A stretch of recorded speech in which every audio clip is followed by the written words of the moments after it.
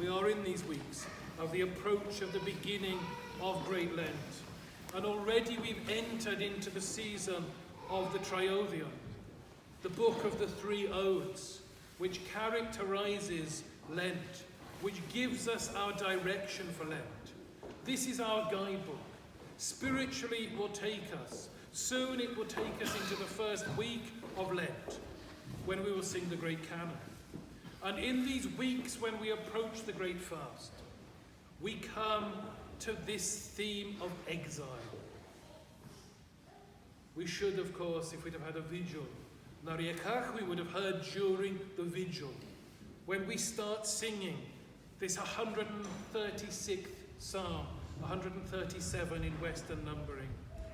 By the rivers of Babylon, there we sat down, we wept when we remembered Sion.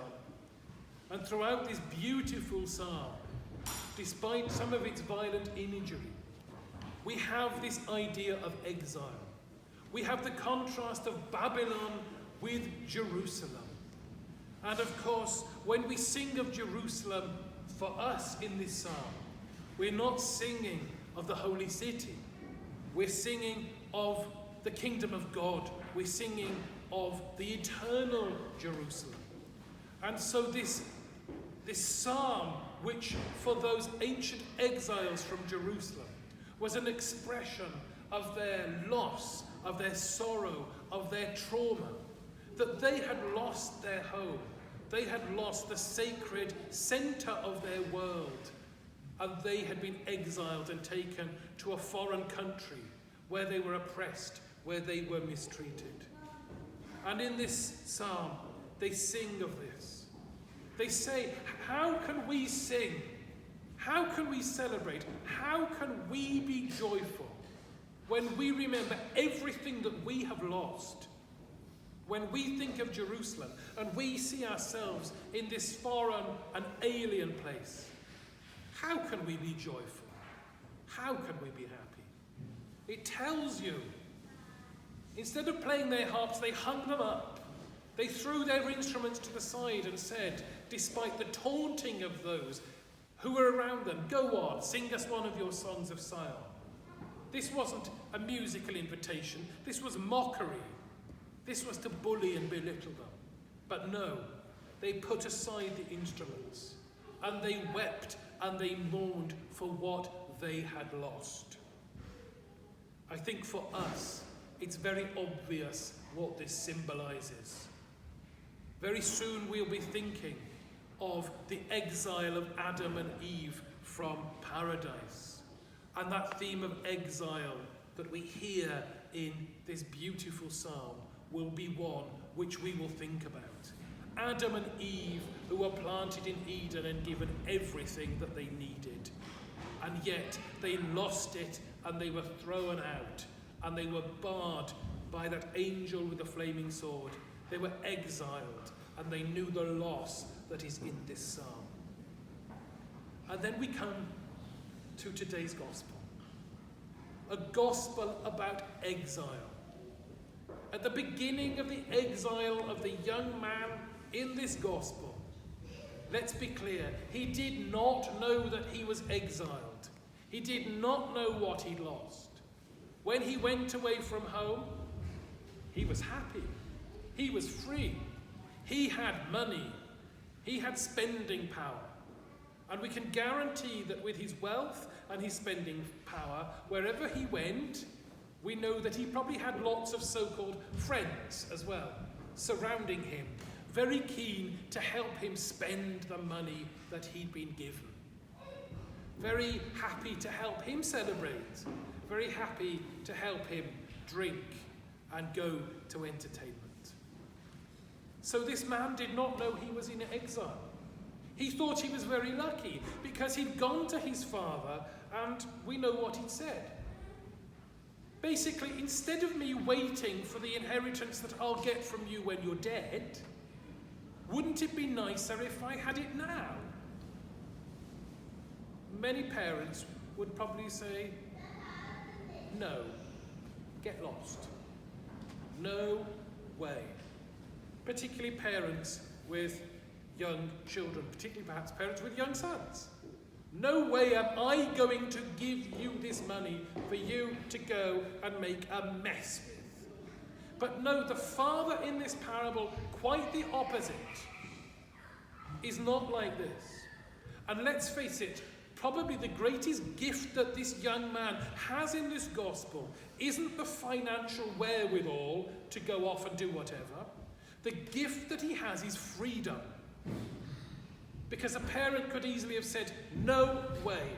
Wait till you're older, wait till you're wiser, wait till you're more responsible. And wait till I think that I might be able to trust you. But no. This man is given freedom despite his age. Why is this so important? Because this is about us. God gives us freedom. God has given every one of you in this place, including our little people who don't know yet, great talents. He has given you talents. And he has given you something which the animals do not have. He has given you an eternal, everlasting soul. This is the great treasure which God has given you. We love our cats, we love our dogs, we love our pets. They have a massive part in our lives. And yet we are different from them despite their intelligence. Because we have the soul, we have the spiritual faculty. And God has given it to every one of us. And then he has given us freedom. People look at the Old Testament and say, why didn't God make Adam and Eve do this? Why didn't he make them do that? Because he gives us freedom. God's love for us is a love which wishes us to freely love him. God is a God who wishes us to freely respond to him. We haven't been made to be robots. We haven't made to be some sort of automatons that blindly do things. Even God's will, no. God gives us a choice.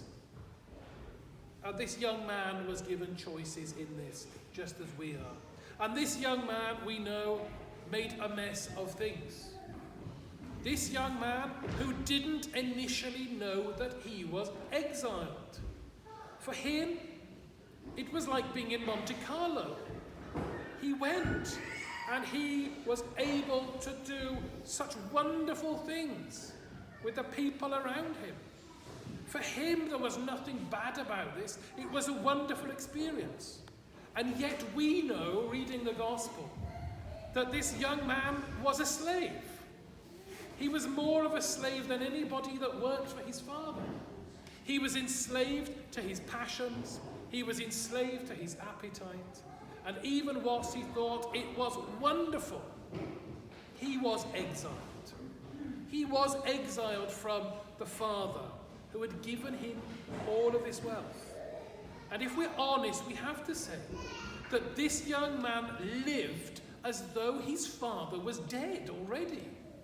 He didn't think about what his father would have liked for him. He didn't think about his father's love. He didn't think about anything that was going on in his father's head after he hadn't come back, after he was a missing person, an unknown missing person. He didn't think of dad. He didn't think of his family. This was really an exile and a slavery, even before he knew it. And we use this phrase, prodigal son. Somebody is the prodigal son. Somebody is the prodigal daughter. And what do we think? We tend to think about those who are going around drinking and gambling and involved in debauchery and very obvious sort of sins that we think are so bad. We can imagine what he may have been spending his money on, not simply on alcohol. We think this is so bad. Yet aren't each of us the prodigal? Haven't each of us actually squandered the freedom and the soul that God has given us? We may be prodigal in something very small. And we have to remember that every time we come and go over there to confession, and we stand there and we begin with those little words, osуждение, judgment, or we talk about gossip or whatever. When we say these, we are saying, I am a prodigal. You don't need to be drunk. You don't need to be addicted to drugs. You don't need to be squandering your money on immoral living. That's obvious to be a prodigal. Because you and I, in our own ways, are this boy. We have wandered off and we have wasted our freedom. What could we do with our freedom? What could we do with our talents? Many things. And yet we make such a mess of it. Sometimes I'm a bit frustrated because people come to confession and they don't know where to begin. I'm not frustrated that they don't know where to begin. I often don't know where to begin in my confession. But it's that lack of knowledge and awareness. And that lack of knowledge and awareness can persuade us how much we are like this young man. If any of you have prepared for confession using the prayer of St. John of Kronstadt, this long, long prayer in which we may not have done all of the things, we will begin to be like this young man, and we will begin to realize what a mess we are in. During Post, in Russia, in the past centuries, when many people couldn't read, and they came to confession in large numbers during Post, the priest would open the potrebnik and he would read a prayer of confession. And people would stand through this and he would go through sins. Some very extreme sins that polite people don't even say the words. And if people had done them, they would make the sign of the cross. And they would say, Kaios, and they would make a prostration. When we approach confession like that, we begin to realize how much of a prodigal we are. How much we are like this boy. And how much we need to turn around, to go back home. And at the same time, we then realize how wonderful and how loving and how merciful God is. We find so much dirt in our souls, and yet Christ is the Father in this. He's already on the way. We're turning round to go. He's already left the house. He's already on the road. He's already looking for us. Every time we come to confession and we go over and stand before the gospel, he's there before you are. He's there saying, come. Our task is to actually find the prodigality in our lives that we need to put right. And that's not for me to stand here being all gloomy and black like some preacher in a chapel wanting to beat on the pulpit and keep using that word pechadir, sinner. No, it's because we're coming to this season of the fast when we can turn around. If we're like this boy, we shouldn't be dragging our feet when we go home. He didn't know what reception he was going to get. But we know the cross and the resurrection has already happened. We know that Christ is already looking for us.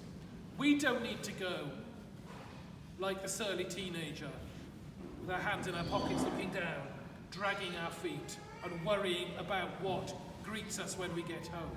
No. As we are this prodigal, we should be running to get home, running into the arms that are open for us. And we should be joyful. This is the meaning of Post when we come to it. That sorrowful but joyful season in which we look for Jerusalem. We look to get away from exile. Like those in the psalm, like the boy in the gospel, we turn around because we know what we are missing. And we know God's love. So with joy, with eagerness, with excitement, we need to approach Lent. And with joy and eagerness and excitement, we need to approach confession. We need to approach the holy gifts, knowing that Christ is the Father on the road who is already looking for you and is already looking for me.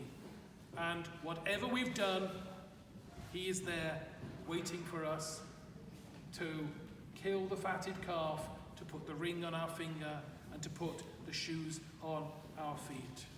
This is the celebration that awaits us, no matter how prodigal and how lost we are.